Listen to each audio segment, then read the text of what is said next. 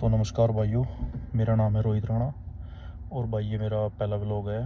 मैं पिछले 4 साल से भाई क्रोएशिया में काम कर रहा, क्रोएशिया में हूँ पिछले 4 साल से। तो भाई मैं एक इन्फॉर्मेशन शेयर करना चाह रहा था। सभी भाइयों को लगा है कि क्रोएशिया में पीआर नहीं होती, बहुत मुश्किल है, बहुत मुश्किल है। क्योंकि कुछ मेरे खुद के खास यार दोस्त हैं जो पुराने भी हो गए, यहाँ बहुत पुराने हो गए, वे भी मुझे कह रहे हैं कि रोहित यहाँ कोई फ़ायदा नहीं, आगे चल रहे। और भाई यहाँ पीआर प्योर नहीं देते किसी को, ये लोग बहुत टफ है पीआर। तो भाई जैसे मुझे पता लगा तो मैंने सोचा चलो इन्फॉर्मेशन शेयर कर दूँ। तो मेरे भाई कहीं भी जाने की ज़रूरत नहीं है, कहीं भागने की ज़रूरत नहीं है। पीआर बहुत ईजी है क्रोएशिया में, बहुत ज़्यादा ईजी है। और यहाँ हर एक चीज़ बहुत ईजी है, बस लोग एक दूसरे से मतलब बस सही गाइड नहीं करते। किसी को पता भी तो वो गाइड ही नहीं करता, बताता ही नहीं अगर किसी को पता भी है तो भाई पीआर यहाँ बहुत ईजी है, कहीं ना जाओ, हर जगह यहीं धक्के हैं। और सब बहुत से भाई कहें कि भाई एम्प्लॉयर टीआरसी है तो इसलिए कोई काम की नहीं है। तो भाई सुनो मेरी बात, अगर एम्प्लॉयर टीआरसी है तो एम्प्लॉयर की जिम्मेदारी भी है।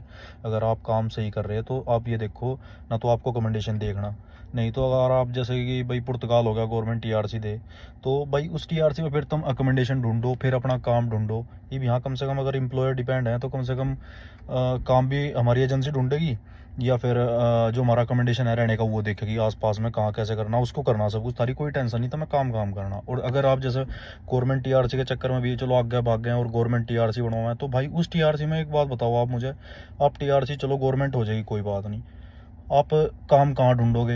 या पहले आपको कमेंडेशन लेना पड़ेगा, घर लेना पड़ेगा, रहने के लिए रहोगे कहाँ? चलो आपको मैंने मानना सिटी में घर मिल गया, काम मिल गया कहीं गांव में बाहर दूर या 25-30 किलोमीटर, बताओ कैसे काम करोगे?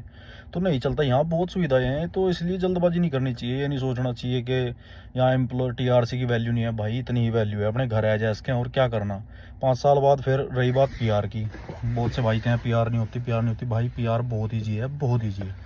देखो हर चीज़ के लिए रिक्वायर्ड तो हो ही, तो इसमें देखो सबसे बस वो कुछ नहीं है इम्पोर्टेंट, कुछ भी इम्पोर्टेंट नहीं, सिर्फ एक चीज़ इम्पोर्टेंट है, वो है लैंग्वेज बस। और इस तरह कोई इम्पोर्टेंट नहीं है कुछ भी। आपके पास A2 लेवल का सर्टिफिकेट होना चाहिए लैंग्वेज का, बस लैंग्वेज आनी चाहिए बस। और बेसिक सा टेस्ट है, कोई हार्ड नहीं है, कोई कुछ नहीं। बस लोग वहीं बस डरा रहे, पता नहीं है क्या नहीं। वो खुद मेरे यार दोस्त भी बेचारे, उन्हें भी ऐसा लगा कि हाँ जैसा मैं सुना है ऐसा ही मैं बता दें अभी वो है। पर बाकी अभी एक मेरा यार दोस्त यहाँ पीआर हुआ, उससे मैंने बात करी फ़ोन पर, मतलब मेरा दोस्त नहीं था वो मेरे दोस्त का दोस्त था। तो भाई मैंने उस पर फ़ोन पर बात करी, मेरे दोस्त ने मेरी बात करवाई उससे।